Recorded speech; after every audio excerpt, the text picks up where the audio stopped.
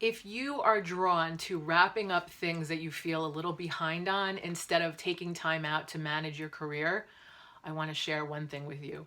There's always going to be a ton of stuff going on, and it's never going to be the right time to stop and take some time to manage your career. So you got to just build it in. Otherwise, it's just not going to happen. By the end of this video, I'm going to leave you with 3 tips to install career management practices inside your regular routine so that you are both managing your career and producing your own deliverables and taking your career to its full trajectory. For the best strategies to take your career to the next level, please subscribe to my channel and hit the bell so you can be notified when I post new content weekly.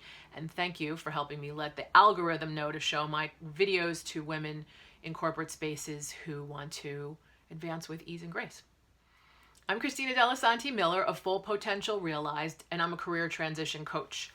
I worked for plus 20 years in big corporates, consulting to executives, coaching high potential leaders at all levels, and trying to figure out how to level the playing field.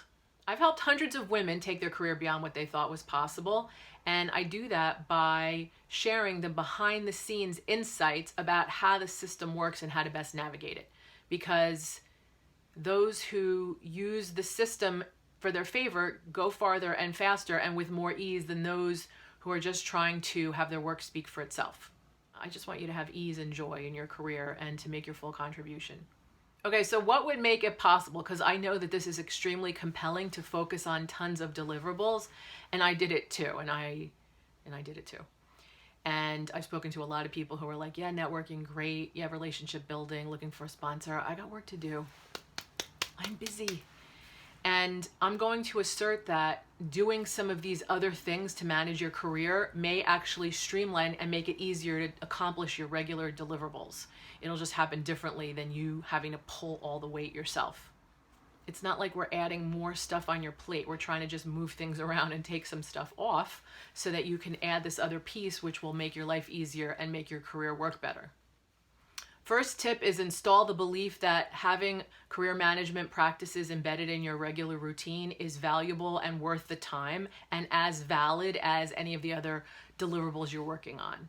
And I think a way to do that is to talk to successful people in your organization or in your field to talk about how did they navigate and to see what kind of things they did. So if you're hearing it from them, it's probably more credible than just hearing it from me. But you could just take it from me because I've asked so many people about this and the same thing keeps coming up over and over. Second tip is look at everything that's on your plate and see what's aligned with your manager's goals, your department's goals, your organization's goals. I had so much work in some organizations where like I was the head of the function and I put all those projects on, and I remember people saying to me, God, you have a lot going on. I was like, yeah, this is what we need to do to get it done. But I didn't have all this career management stuff as part of that thinking. Yes, I was building relationships, but I wasn't being strategic about using this system ongoingly. And if I switched out this process versus just all those projects, could I have made the same amount of progress? Yes. Could I have probably made more progress even? I bet. So the tip is look at what's on your plate. What is your pet project that's not necessarily aligned with your manager, that's not necessarily needed, or can it be streamlined? Can it be delegated? Can it be postponed? If you put the same amount of emphasis, or at least a comparable amount of emphasis on your deliverable pile as you did on the career management techniques, which don't have to have a lot of time, but you do need time to think about it and execute, what would you do to shrink the amount of time this takes even just a little bit so that you could fit this in? Third tip is put it in existence. Batch plan your meetings. So if you start at the beginning of the year and think, okay, here are the people in my network that I want to be in contact with, and just put it in your calendar. Here's 12 people, or here's 24 people. Once every other week, I'm going to reach out to somebody and have lunch. Or I'm going to take every Friday to come on my mastermind call and think about what are the actions I'm taking the following week. I'm doing that with a group of women so I stay motivated. fullpotentialrealized.com/mastermind. You can sign up. It's free.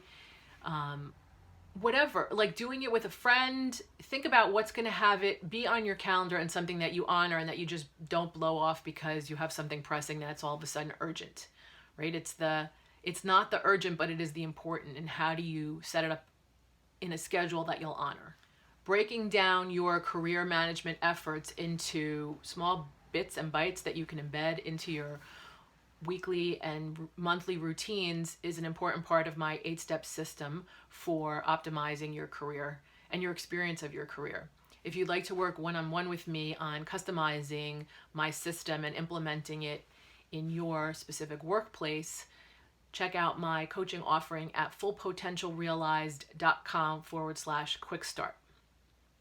I'd love to be able to work with you. So I'm curious, what steps have you taken to embed and make time for and honor the commitment that you have to your own career? Please let us know in the comments so we can all benefit.